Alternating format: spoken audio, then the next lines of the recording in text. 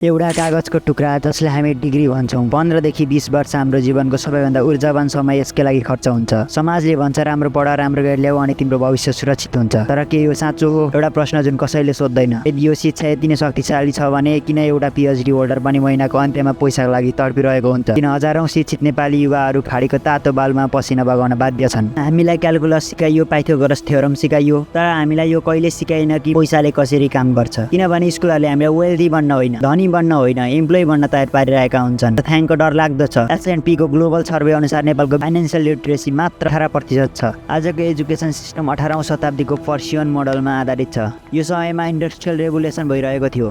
सोच्नुहोस् त, समयमा काममा आउने, घन्टी बज्दा उठ्ने र सोधिएको प्रश्नको मात्र उत्तर दिने।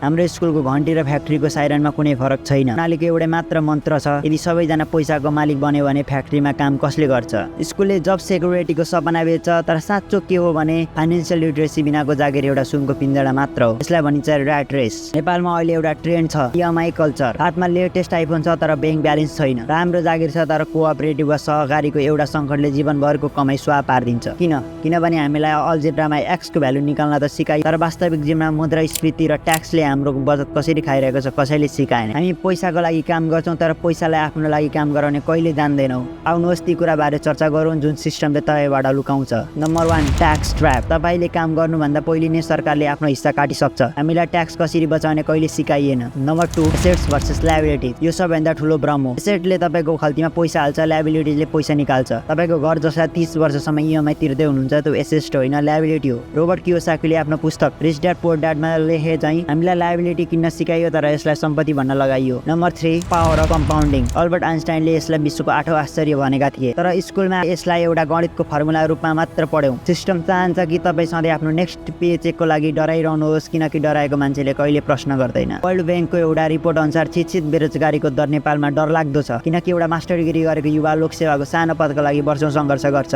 अथवा उही युवा विदेश गएर अध्यक्ष कामदार बन्न तयार हुन्छ। किनभने हामीसँग एकाडेमिक इन्टेलिजेन्स छ तर फाइनान्शियल इन्टेलिजेन्स शून्य छ। हामीसँग सर्टिफिकेट छ तर वेल्थ क्रिएट गर्ने रोड म्याप छैन। जब एउटा 40 वर्षको शिक्षित मान्छेले आफ्नो छोरोको स्कुल फी तिर्न ऋण लिनुपर्छ, तब बुझ्नुहोस् हाम्रो एजुकेसन सिस्टम कतै न कतै असफल भएको छ। द सोल्युसन, तपाईँको स्कुलको गेट भन्दा बाहिर एउटा नयाँ संसार छ। आज पैसाको बारे सिक्न तपाईँलाई कुनै विश्वविद्यालय चाहिँदैन। सेल्फ एजुकेसन नै आजको हतियार हो। Stock market, real estate, digital skill, यी सबै कुराहरू अब तपाईँको औँलाको टुप्पामा छन्। सिस्टमले तपाईँलाई कामदार बनाउन खोज्छ भने तपाईँ आफूलाई मालिक बनाउन सिक्नुपर्छ। कन्क्लुजन, भिडियोको सुरुमा मैले एउटा कुरा भनेको थिएँ, एउटा कागजको टुक्रा जसलाई हामी डिग्री भन्छौँ। सायद समस्या त्यो कागज थिएन, समस्या त त्यो सिस्टममा थियो जसले हामीलाई कागज नै अन्तिम गन्तव्य हो भनेर सिकायो। स्कुलले तपाईँलाई बाँच्न सिकाउँछ तर स्वतन्त्र हुन तपाईँले आफैले सिक्नुपर्छ। याद राख्नुहोस्, यदि तपाईँले पैसाको लागि काम गर्न मात्र सिक्नु भने तपाईँ जीवनभर काम गरिरहनु हुनेछ, तर यदि तपाईँले पैसालाई आफ्नो लागि काम गर्न सिक्नुभयो भने मात्र तपाईँ स्वतन्त्र हुनुहुनेछ। निर्णय तपाईँको हो। के तपाईँ सिस्टमको एउटा सानो पार्ट भएर मात्र रहन चाहनुहुन्छ वा आफ्नो साम्राज्य निर्माण गर्ने? यस्तै बिजनेस कन्टेन्टको लागि मलाई फलो गर्नुहोस् र च्यानललाई सब्स्क्राइब गर्नुहोस्।